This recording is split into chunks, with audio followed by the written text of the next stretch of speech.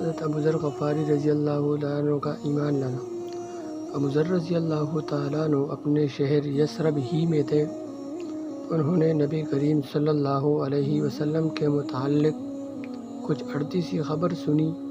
انہوں نے اپنے بھائی سے کہا، تم جاؤ مکہ میں اس شخص سے مل کر آؤ۔ انیس برادر ابو ذر رضی اللہ عنہ ایک مشہور فصیح شاعر زبان آور تھا۔ وہ مکہ میں آیا، نبی کریم صلی اللہ علیہ وسلم سے ملا، پھر بھائی کو جا کر بتایا کہ میں نے محمد صلی اللہ علیہ وسلم کو ایک ایسا شخص پایا جو نیکیوں کو کرنے اور شر سے بچنے کا حکم دیتا ہے۔ ابو ذر رضی اللہ تعالیٰ عنہ بولے، اتنی سی بات سے تو کچھ تسلی نہیں ہوگی۔ آخر خود پیدل چل کر مکہ پہنچے۔ حضرت ابو ذر رضی اللہ تعالیٰ عنہ کو حضور صلی اللہ علیہ وسلم کی شناخت نہ تھی اور کسی سے دریافت کرنا بھی وہ پسند نہ کرتے تھے۔ زمزم کا پانی پی کر کعبۃ اللہ میں لیٹ رہے۔ حضرت علی مرتضیٰ رضی اللہ تعالیٰ عنہ آئے۔ انہوں نے پاس کھڑے ہو کر کہا، یہ تو کوئی مسافر معلوم ہوتا ہے۔ ابو ذر رضی اللہ تعالیٰ عنہ بولے، ہاں۔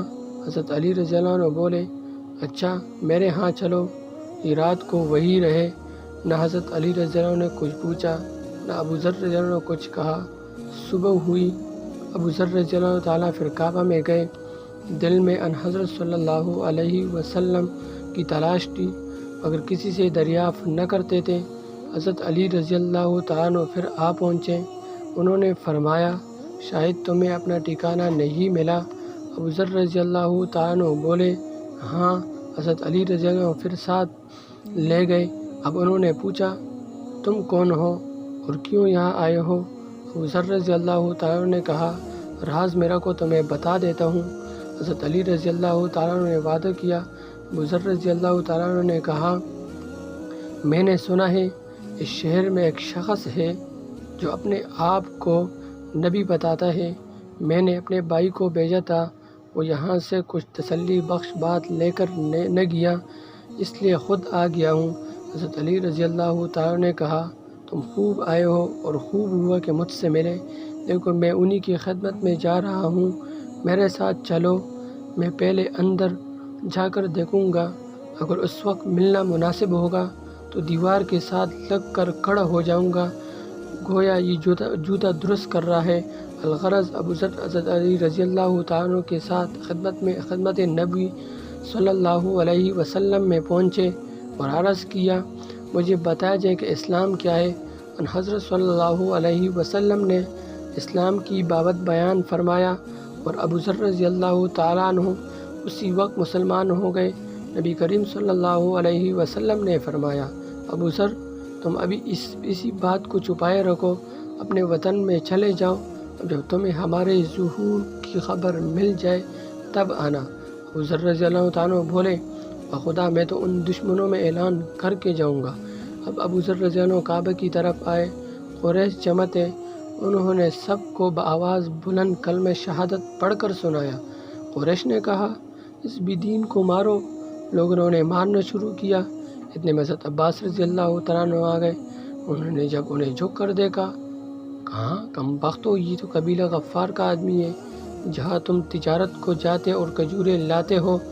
لوگ ہٹ گئے۔ اگلے دن انہوں نے پھر سب کو سنا کر کلمہ پڑھا۔ لوگوں نے پھر مارا۔ حضرت عباس رضی اللہ تعالیٰ عنہ ان کو چھڑایا۔ کچھ دن مکہ میں قیام کے بعد ان حضرت صلی اللہ علیہ وسلم نے ان کو ان کے گھر واپس ہونے کا حکم فرمایا۔ میں ان قریب یثرب ہجرت کرنے والا ہوں، اس لیے بہتر ہے کہ تم یہاں سے چلے جاؤ اور اپنی قوم کو جا کر اسلام کی تبلیغ کرو اور اس کے صلے میں تمہیں بھی اجر ملے۔ انہوں نے آپ صلی اللہ علیہ وسلم کا ارشاد پاتے ہی روانگی کی تیاری شروع کی اور وطن کا سفر شروع کرنے سے پہلے اپنے بھائی انیس سے ملے۔ انہوں نے پوچھا، کیا کر کے آئے ہو؟ جواب دیا کہ میں دائرہ اسلام میں داخل ہو گیا ہوں۔ یہ سنتے ہی آپ رضی اللہ عنہ کے بھائی نے اسلام قبول کیا۔ یہاں سے دونوں بھائی تیسری بھائی انس کے پیچھے پہنچے، وہ بھی ان کی دعوت اسلام دینے پر مشرف اسلام ہوئے۔ اس کے بعد تینوں وطن پہنچے اور دعوت حق میں اپنا وقت صرف کرنے لگے۔